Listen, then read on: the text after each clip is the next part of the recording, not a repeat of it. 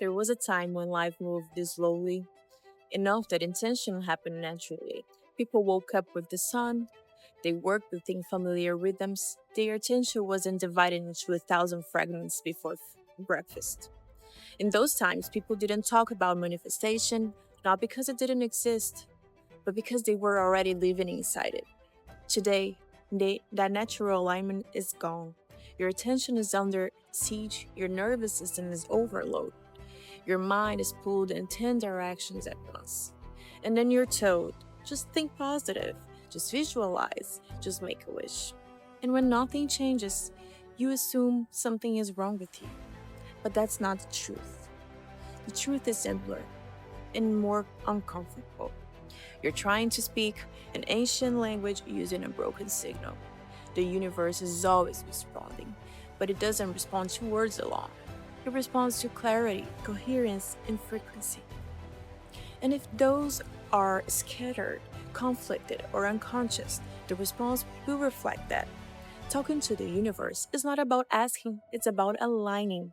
It's about learning how reality reads you. Because reality is not listening to what you want, it is responding to what you are consistently broadcasting.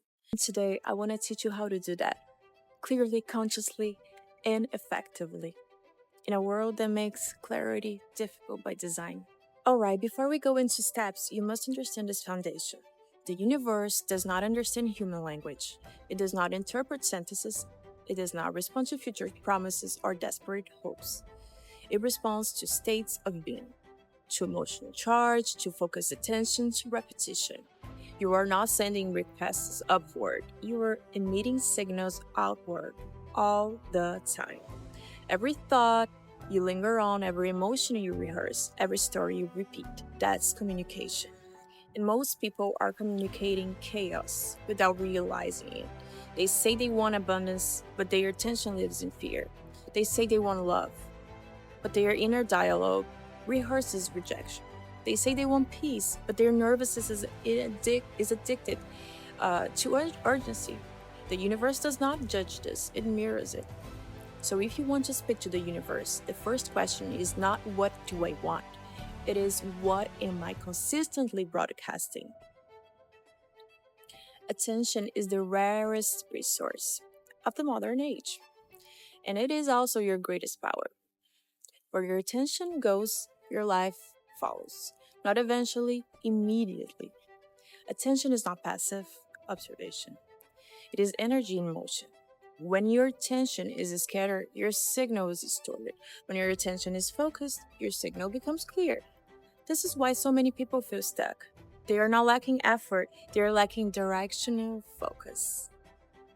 Attention is the combination of what you think about, what you emotionally react to, what you mentally return to again and again, and that loop becomes your frequency. And the universe reads that frequency as instruction. If your attention is reactive, locked onto fear, lack, comparison, or regret, you're sending mixed signals. If your attention is creative, directed toward a clear outcome with emotion and sadness, you are sending a coherent signal. To give a better idea, reactive attention says, I'm worried, I'm afraid, I hope this doesn't get worse. While creative attention says, I'm building, I'm growing, I'm moving toward clarity. One contracts, the other expands. Both communicate. Many people say, I want more money, but internally, their attention lives here. What if I can't pay this? What if it gets worse? I'm behind. So what is the universe hearing? No, not abundance. It's hearing focus on lack. The correction is not denial, it's redirection. Instead of focusing on that, you focus on expansion. Instead of rehearsing survival, you rehearse growth. That dissolves as a side effect of expansion, not as the primary focus. Attention is not about pretending, it's about choosing the highest leverage point. Here's an analogy. In a party, two people walk into the same room. Same music, same people, same environment. One leaves saying, everyone judged me. The other leaves saying, I met incredible people. Which one experienced reality correctly? Both. Because reality is filtered through attention. The universe didn't change. The observer did. So here's your first practice. Begin noticing where your mind goes when it's idle, what you emotionally rehearse, what thoughts you energize with reaction. Then, gently, without force, redirect. Attention is trained, not thought. Master this step, and your creative power doubles before you do anything else. The universe only responds in one sense now. The past exists only as a memory, the future exists only as imagination. The present is the only place where energy moves. When you say, I'll be successful, you're telling the subconscious success is not now. When you say one day things will change, you are reinforcing delay. The subconscious does not understand time, it understands experience. And experience is always now. When you imagine something vividly, your brain fires the same neural pathways as if it were happening. Emotion does not differentiate between memory and imagination. That's why trauma can be relieved, and that's why success can be rehearsed. The universe reads this rehearsal as reality information. So the shift is instead of I want to be confident, you say I'm grounded, clear, and confident. Instead of I hope I have peace, you say I move through life with calm and trust. This is not lying, it's aligning. The practice for step number 2 is every time you catch yourself using I will, someday, hopefully, just pause, refrain, bring it into the present emotional experience. You are not convincing the universe, you are convincing your nervous system. And when your system believes, reality reorganizes. Step 3, develop intentional communication. Communication is creation, but most people communicate unconsciously. They speak fear aloud, they rehearse doubt internally, they reinforce limitations socially, and then wonder why life reflects confusion. There are 3 levels of communication: internal communication, which is how to speak to yourself, external communication, which is how you speak to others, and universal communication, which is what your emotional state broadcasts. All 3 must align. If they don't, the signal collapses. For example, internally, I'm capable. Externally, I don't know if I can do this. Emotionally, anxiety. Which message wins? The dominant emotion and pattern.